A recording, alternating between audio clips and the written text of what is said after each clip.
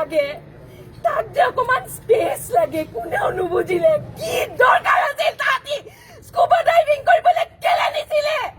তাৰ গা ভাল নহয় কেলে নিছিলে মোক মাৰি পেলালেও জেলত ভৰাই দিলেও মই কম এইটো কথা তাৰ গা ভাল নহয় তাক কেলে নিছিলে আৰু তাৰ হাৰ্টখন ইমান কোমল সি গোটেই বন্ধুবোৰক গোটেই মানুহবোৰক ইমান ভাল পাইছিলে অকমান মানুহে তাৰ কথা নাভাবিলে নে মোক ইমান এনকাৰেজ কৰিছিলে মোৰ কিতাপ লিখা সি ইমান এনকাৰেজ কৰিছিল মোৰ লগত এটা বেলেগ আছিলে মোৰ বন্ধু আছিলে মোক সন্মান দিছিলে মোৰ লগত যিটো বন্ধ সেইটো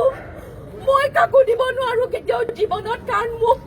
সন্মান দিছিলে সন্মান দি পেলাই মোক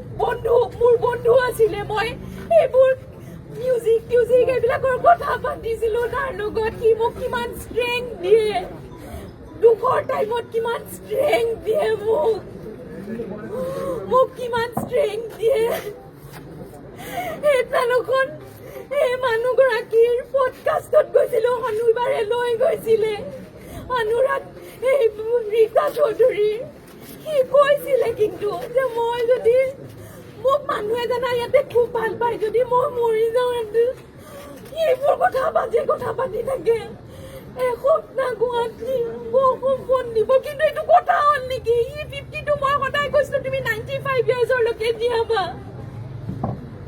এইবোৰ কৰি একো লাভ নাই সি গাটো তাৰ ভাল নাথাকে কি কাৰণে স্কুবা ডাইভিং কৰিবলৈ নিছিলে ইহঁতি কোনে এতিয়া আনচাৰ কৰিব সদায় মই তাক কওঁ তুমি ড্ৰিংক নকৰিবা